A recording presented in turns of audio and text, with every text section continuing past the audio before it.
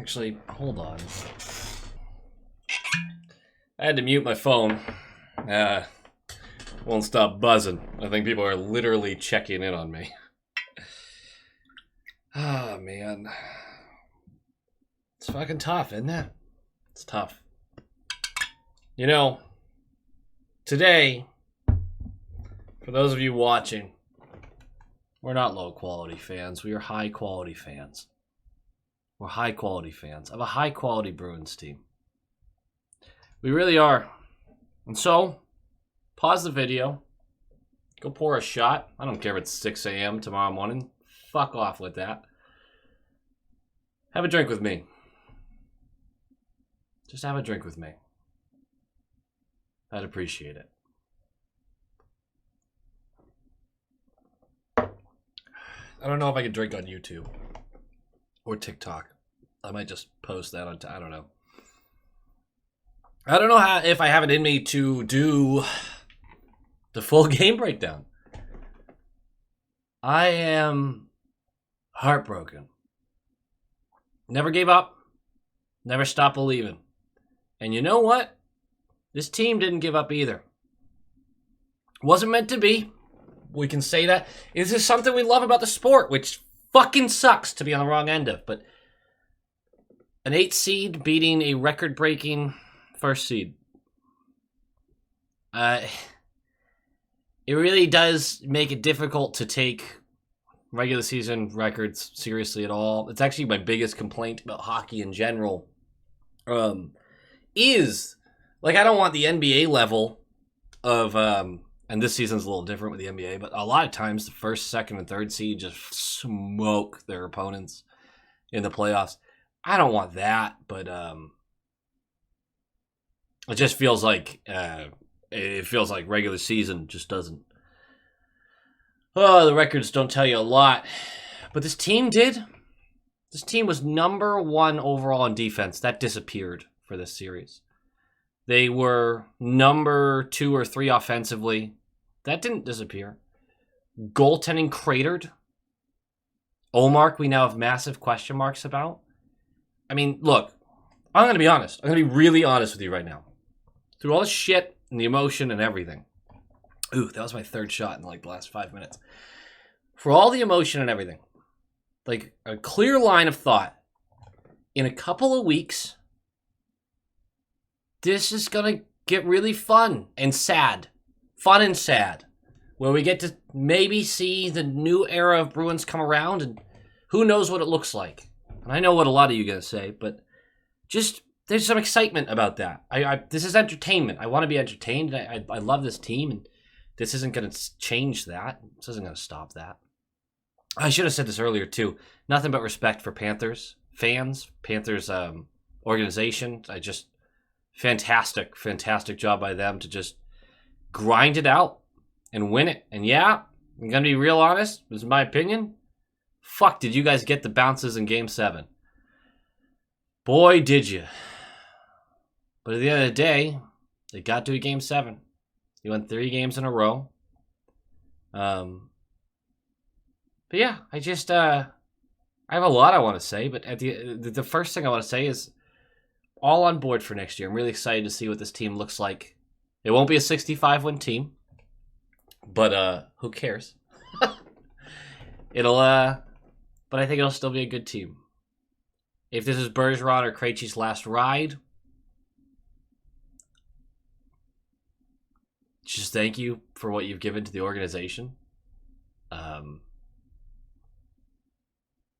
Man, okay, that one actually, that one got me a little emotional thinking about that.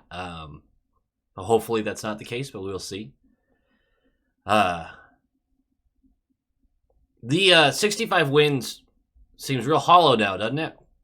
And that's kind of what I was talking about near the end of the season, especially after Game 6 when we won 63. The last 2 games to continue to play a full roster and not intermittently rest still feels like a mistake to me. And we tailed off towards the end of the series. Maybe some healthier legs, I don't know, would have changed that. But Hindsight's 2020. So I'm going to be real honest. I'm looking at Monty a hell of a lot differently. Do I think Monty needs to get fired? No. But if it weren't for the leadership on this team does not do nearly as well in the regular season this year. And I'm having a really hard time, outside of the offense, which did open up, I'm having a hard time finding fingerprints of success for Monty in this series. I honestly think he's a huge part of the reason we lost, and hopefully he's learned from that. And I think I'm going to break that down more on the short shift pod that we're recording tomorrow. But he got outcoached by Paul Maurice. That's a problem. Yeah, that's a problem. So Monty, I'm looking at you differently right now. Sweeney did everything he could. I'm not looking at this team. I'm not looking at this roster saying it wasn't good enough. I'm really not. I think we made a mistake by playing forward throughout the entire playoffs. 7 games long playoffs. Holy shit. Yeah, I think we fucked that royally with with playing forward consistently. That's a player I don't want to see play in the Spoke B again. And I know that's an overreaction, an angry reaction, but he was awful. And I don't think he was on the ice for a goal against this game because he played very limited minutes. But every time he was on the ice, I got scared. And every time he was on the ice, he turned the puck over at least once. So this is kind of a rambling video. I just don't even know how to... I guess this is me processing this. Bobrovsky wasn't a world beater. But now Bobrovsky is 2 for 2 on teams that have won at least 62 games in the regular season, which there are 4 of. And he's faced 2 of them and beaten them both. The 65 wins, that's what I was talking about. Or going back. The reason I kept saying that I just don't care about that record is because of this exact scenario. We bring up the 65.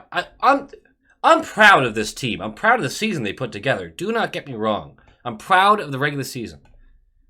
But I'm not going to pull a Giannis here and be like, oh, this was a step to success. This was a last dance, man.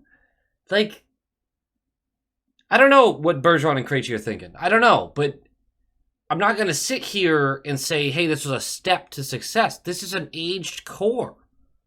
Or at least the most important guys of the core. The centers. It was not a successful season. It was a failed season. That's what it was. And you know what? If we lost to the conference finals, I might have a different tune.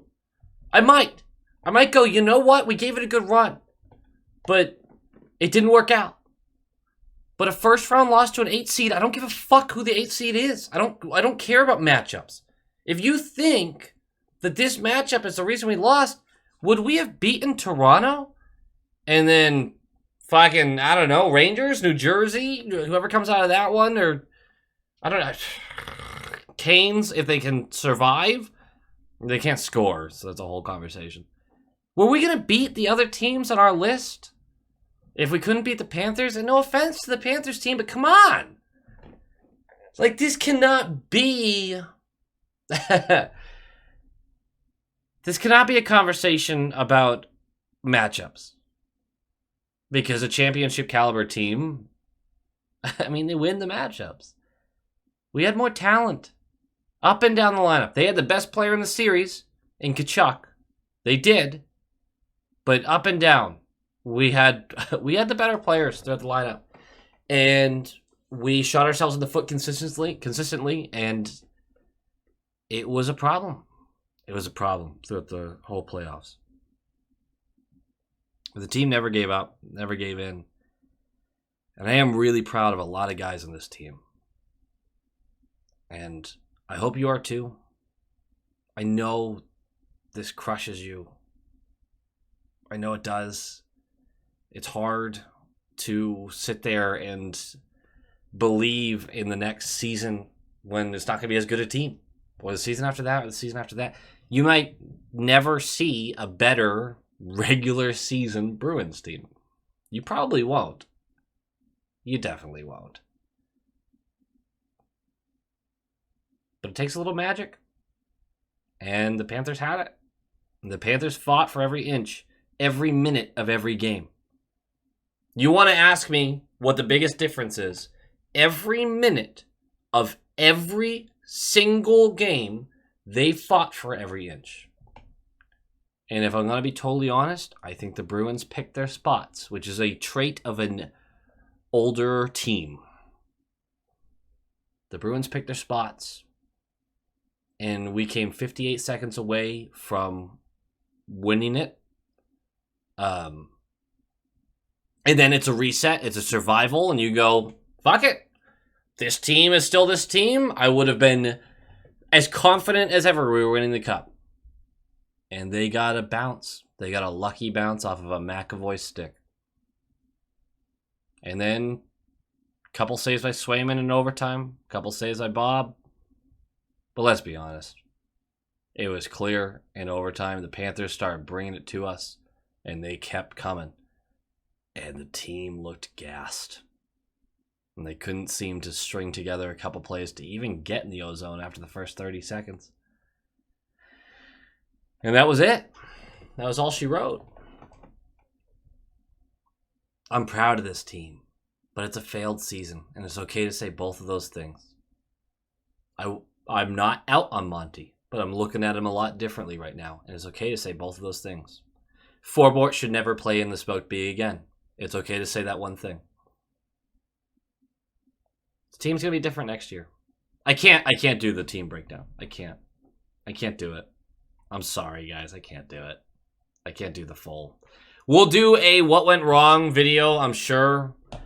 We'll do a season grades for players, which we have to split between regular season and playoffs at this point because of this being one of, not the, but one of the worst playoff losses of all time in the NHL history. It's one of. I don't think that's unfair to say. This is one of the most embarrassing playoff losses of all time. You won 65 games and you didn't get past the first round. I don't know what you want me to say. Like, that is... You are the winningest regular season team of all time. Didn't make it past the first round. Tampa Bay got swept by Columbus. I mean, that's embarrassing. They tied the record at 62 wins, 2019. You blasted that record by 3 games. And you lost in the first round. I mean, again, maybe you could say Tampa had the more embarrassing because it was a sweep. Yeah, sure. This is one of the most embarrassing losses of all time. I love this team, though, man. Love this roster. I'm just so surprised it's over. I can't believe it. I'm done rambling.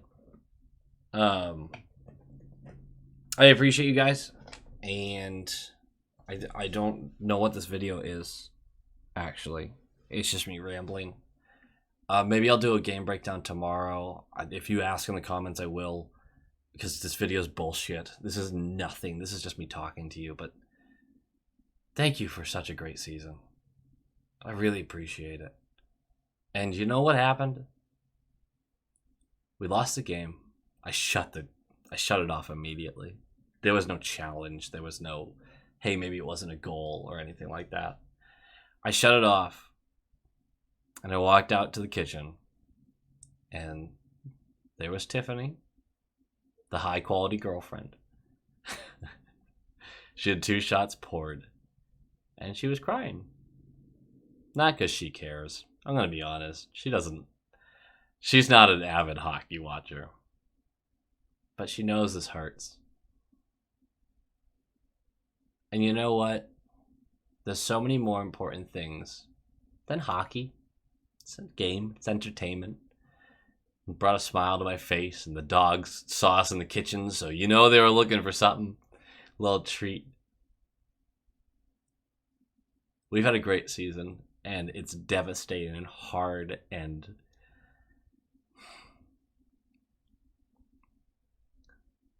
But there's a lot to be just thankful for over the last 6 months. And there's a lot to be excited about in the future. There really is. It doesn't seem so right now, but at the end of the day, this is our team. And we've got their back. And that matters. Thank you guys for an incredible season. And I'll be back soon. I'm not gonna take a bunch of time off. I thought about it. I'm not gonna. There'll be other videos this week. There'll be other videos. Check out the Short Shift Pod. We're doing that. Recorded Monday, should be out Tuesday morning. Thank you. I can't say it enough. You know what? Fuck it. Hold on. We'll do one more for, you know, I don't know for what, but to you, enduring a brutal loss, a brutal embarrassment, the fans of other teams are going to come for us. And it doesn't matter, because we are the Boston Bruins. Fuck them.